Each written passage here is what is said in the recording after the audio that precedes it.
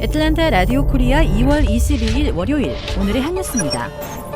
바이든 미 구조계획 법안이 이번 주말 안에 연방의회에서 최종 승인될 것으로 예고돼 미국민 1,400달러씩의 현금 지원이 임박해지고 있습니다. 연방하원은 591쪽으로 된 미국 구조계획 법안을 확정해 이번 금요일까지 본회의에서 통과시키고 연방상원은 이번 주말이나 내주 하원 가결 법안을 그대로 최종 가결하거나 최저임금 인상 삭제 시 하원에서 한 번 더 표결로 확정할 것으로 민주당 최고 지도부가 예고했습니다.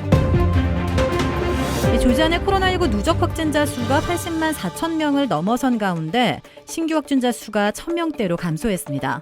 한편 겨울 폭풍으로 공급이 지연됐던 백신 10만 도수 분량이 이번 주 조지아주에 도착할 것으로 알려지면서 백신 부족으로 접종을 중단했던 메트로 애틀랜타 접종소들도 일정 조율에 들어갈 예정입니다.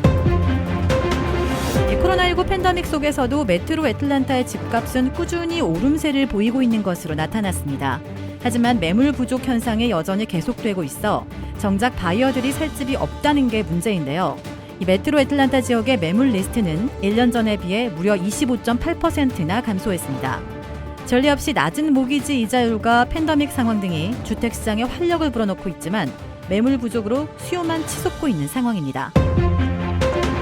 지난주 겨울 폭풍으로 극심한 고통을 겪었던 미 텍사스주는 날씨가 풀리면서 전기 공급이 재개되고 복구 작업이 진행되고 있습니다. 하지만 절반 가까운 주민들이 여전히 물 부족에 시달리고 있고 일부 주민은 1,000만 원이 넘는 전기요금 폭탄을 맞는 일이 벌어졌습니다. 조 바이든 대통령은 한파 피해가 극심한 텍사스주에 대해 중대 재난 선포를 승인했습니다. 취임한 지 불과 한 달여 만에 미 전역을 강타한 재해로 대통령의 리더십이 시험대에 올랐습니다. 지난 주말 콜로라도주에서 비행 중이던 여객기의 엔진이 고장나면서 주택가로 기체 파편이 쏟아져 내리는 아찔한 일이 벌어졌습니다.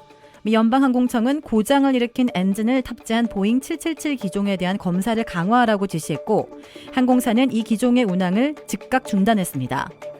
대낮에 하늘을 날던 비행기에서 파편들이 쏟아져 내리자 주민들은 크게 놀랐습니다.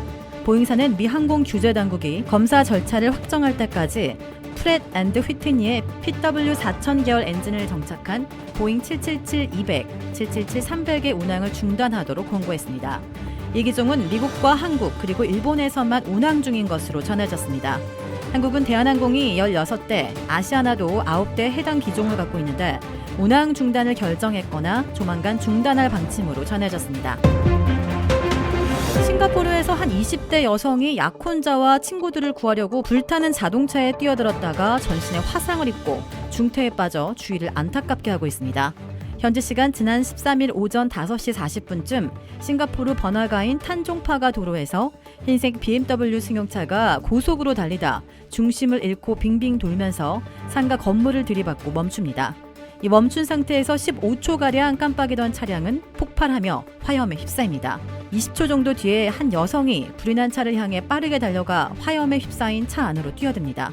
싱가포르에서 스튜어디스와 가수 활동을 했던 26살 레이비 오 씨로 온몸의 80%의 화상을 입고 중환자실에 입원 중입니다. 차에 타고 있던 5명은 모두 숨졌습니다. 이 오 씨가 목숨을 걸고 구하려던 남성은 금융업계에서 일하던 약혼자 29살 조너던 롱 씨입니다. 오 씨는 차량 사고 당시 길 건너편에 있는 식당에 있다가 차를 향해 달린 것으로 전해졌습니다. 브라질에 위치한 유명 골프 브랜드 공식 딜러 노스크레스트 골프샵이 새롭게 확 바뀌었습니다. PGA 프로골퍼가 내 몸에 꼭 맞는 골프채를 추천해드립니다. 노스크레스트 골프. 주택 구매뿐만 아니라 커머셜, 웨어하우스, 비즈니스 건물까지 부동산계의 큰손 이주환 부동산. 크레딧 카드 빚 최대 80%까지 탕감. 크레딧은 지켜드리고 빚은 줄여드리는 O3 컨설팅이 오늘의 한 뉴스를 후원합니다. 이상 애틀랜타 라디오 코리아 2월 22일 월요일 오늘의 한 뉴스의 고지선이었습니다.